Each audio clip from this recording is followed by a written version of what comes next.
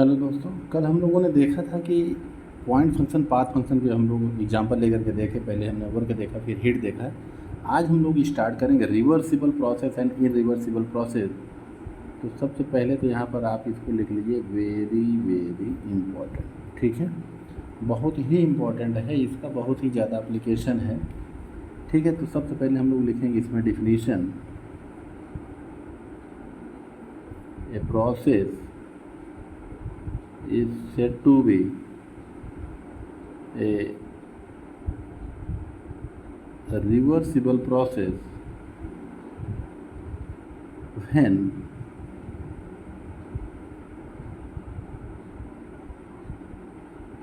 backward मतलब कि reverse path, backward path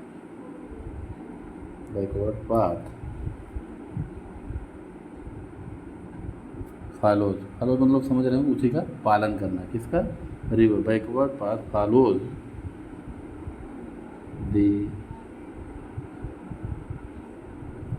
forward path without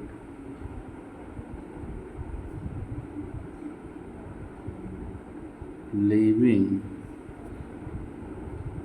any effect on system and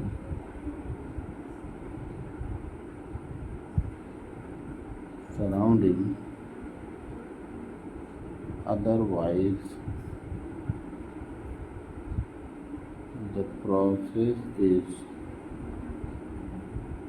said to be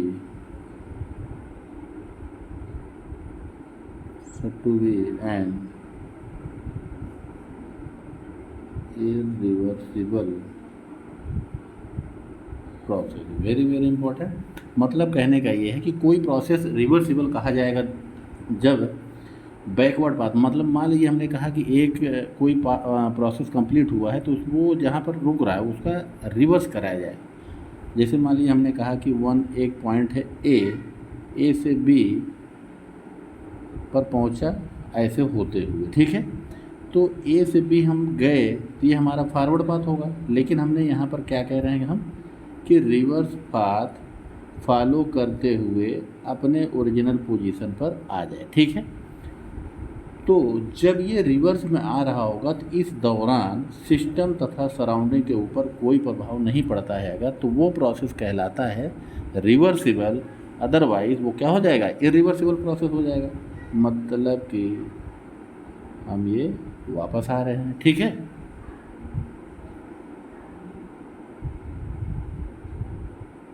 जाने का ये रहा, हमने कहा आने का।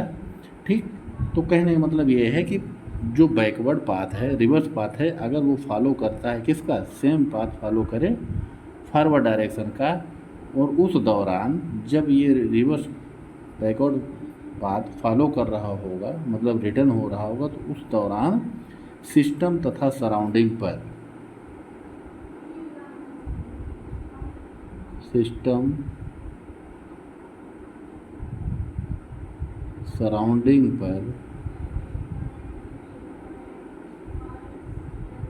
कोई प्रभाव नहीं पड़ना चाहिए। अगर कोई प्रभाव नहीं पड़ता है तो वो प्रोसेस कहा जाएगा रिवर्सिबल, नहीं तो इरिवर्सिबल अपने आप हो जाएगा। ठीक, अब इसको एक एग्जाम्पल के हम लोग लेकर के समझते हैं।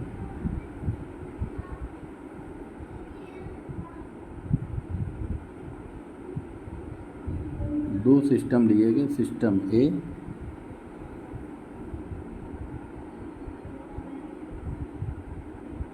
System B. ठीक है, और इधर है हमारा क्या? सराउंडिंग। बाहर जो होगा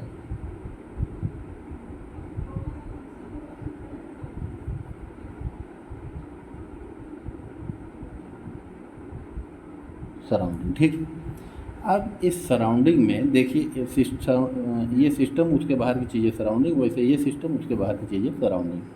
तो हमने कहा कि एक कोई प्रोसेस अगर होता है 1 से ले करके 2 तक गया, ये तीर हमने लगाया कि सिस्टम में जा रहा है। तो ये जो इस दौरान जो हीट सप्लाई, कुल मिला कहने का मतलब कि हीट सप्लाई किया गया किसमें, सिस्टम में, तो क्या होगा Q12 की हीट जो जा रहा है किधर से जा रहा है, 1 से 2 की तरफ, इसलिए Q12। तो Q तो ठीक है। और इसमें क्या हो रहा है, इसमें जो हो रहा है वो 2 1, तो यहाँ क्या हो जाएगा Q21। ठीक, एक तो है कि सराउंडिंग से हीट जा रहा है सिस्टम में, और दूसरे में क्या हो रहा है, सिस्टम से सराउंडिंग में आ रहा है। तो यहाँ पर हम दो, एक तरफ लिखेंगे सिस्टम, एक तरफ लिखेंगे सराउंडिंग। ठीक है, तो सिस्टम में क्या हो रहा है भाई, इस वाले के लिए अगर सिस्टम की बात करें, Q12 क्या है, हीट सप्लाई किया जा रहा होगा सराउंडिंग से सिस्टम में, तो इसकी एनर्जी बढ़ रही होगी, तो क्या हो जाएगा, मान लेते हैं प्लस 40 किलो जूल है। और इसमें क्या हो रहा है, Q21, सिस्टम की बात करेंगे तो Q21 क्या हो, सिस्टम से हीट निकल के आ रहा है किसमें, सराउंडिंग में,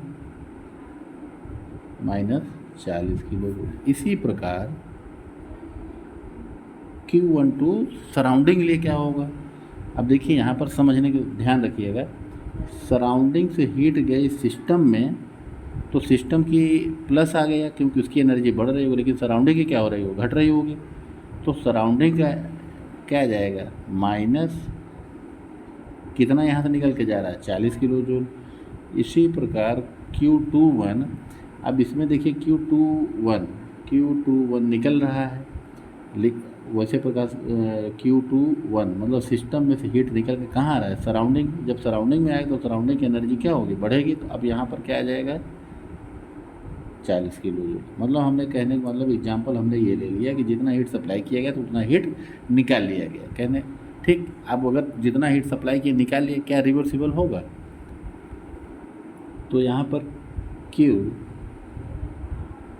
नेट 0, यहाँ पर भी Q नेट क्या होगा, 0। कहने का मतलब कोई प्रोसेस अगर हो गया 1 से 2, 2 से 1 पर आ गए, तो जब Q नेट इफेक्ट 0 है तो ये चेक कहलाएगा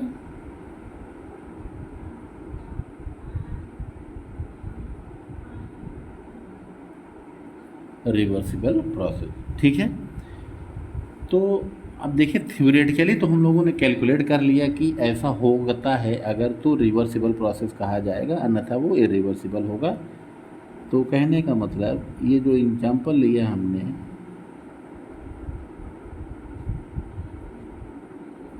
theoretically it is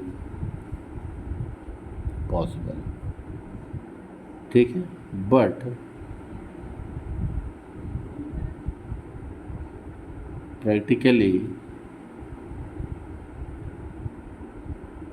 not possible. ठीक है, कुछ न कुछ हीट निकल करके इधर उधर जाएगी जिसमें लॉसेस होगा, जिसकी वजह से वो प्रोसेस रिवर्सिबल हो सकता है और इरिवर्सिबल हो सकता है, दोनों संभावनाएं हैं। तो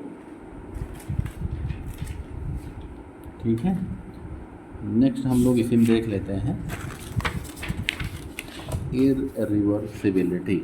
ठीक है, अब ये टर्म आता है,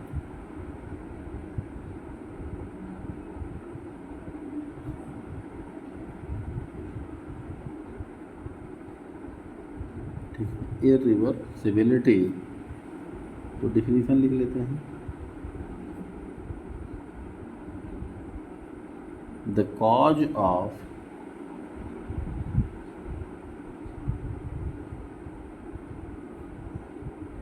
irreversible process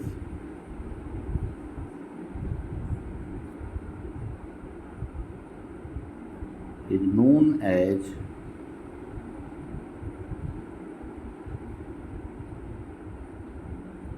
irreversibility। कहने का मतलब ये है कि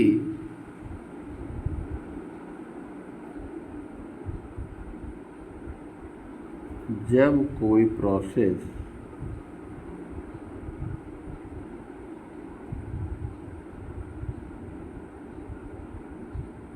किसी वजह से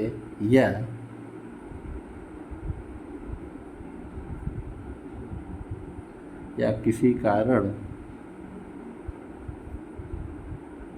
से जब कोई प्रोसेस किसी वजह से या किसी कारण से इरिवर्सिबल होता है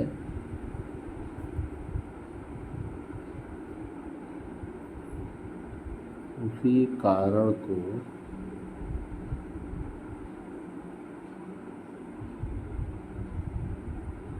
इरिवर्सिबिलिटी कहते हैं। ठीक है, मतलब कि कोई प्रोसेस इरिवर्सिबल है। अब वो क्यों है, अगर हम उस कारण को निकाल लें जिस कारण से कोई प्रोसेस इरिवर्सिबल हो रहा है, तो वही कारण जो कहलाता है वो इरिवर्सिबिलिटी कहलाता है। तो वो अब वो कारण कुछ भी हो सकता है। एग्जाम्पल में हम देख लें, पहला है, सबसे फेमस चीज़ें हैं फ्रिक्शन, दूसरा है finite temperature difference between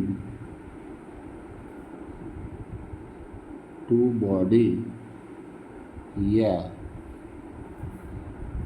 two सकते हैं। ठीक है, तीसरा पॉइंट है, अगर किसी भी दो फ्लूइड को मिक्सिंग ऑफ टू फ्लूइड्स, ठीक है, पहला कारण तो है कि फ्रिक्शन जहाँ पर होगा वहाँ पर इरिवर्सिबल प्रोसेस होगा। दूसरा क्या है, किसी भी सिस्टम के बीच में, दो के बीच में या तीन के चार के बीच में अगर वो फाइनाइट टेम्परेचर डिफरेंस है तभी वो प्रोसेस इरिवर्सिबल होगा। अगर टेम्परेचर डिफरेंस होगा तो हीट ट्रांसफ़र होगा, हीट ट्रांसफ़र होगा तो सिस्टम तथा सराउंडिंग पर फर्क पड़ेगा, इसलिए प्रोसेस इरिवर्सिबल कहलाएगा। तीसरा है कि मिक्सिंग ऑफ टू फ्लूइड्स, अगर तब दो फ्लूइड को मिक्स किया जाएगा तब भी प्रोसेस हमारा कैसा कहलाएगा, वो इरिवर्सिबल कहलाएगा। ठीक है, चौथा पॉइंट है current is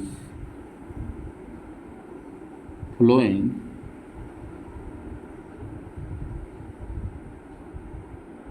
in an electric wire. अगर इलेक्ट्रिक वायर में करंट फ्लो कर रहा है तो हीट जनरेट होता है, H बराबर I² R/T से हीट जनरेट होता है, जिसकी वजह से प्रोसेस इरिवर्सिबल कहलाएगा। पांचवा है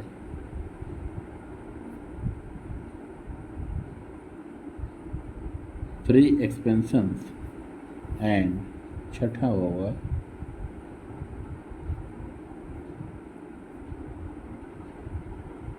थ्रॉटलिंग प्रोसेस। ठीक है, वेरी वेरी इंपॉर्टेंट, याद रखिएगा। तो कल हम लोग देखेंगे दोस्तों कि अब इसके एग्जाम्पल को हम लोग जैसे एक एक करके देखेंगे। अभी इसी में हम लोग पढ़ेंगे रिवर्सिबल प्रोसेस का एग्जाम्पल पढ़ेंगे, तो क्वासी स्टैटिक प्रोसेस पढ़ेंगे जो कि वेरी वेरी स्लो प्रोसेस कहा जाता है। ठीक है, तो ये क्लास हम लोग यहीं पर बंद करते हैं। Thank you.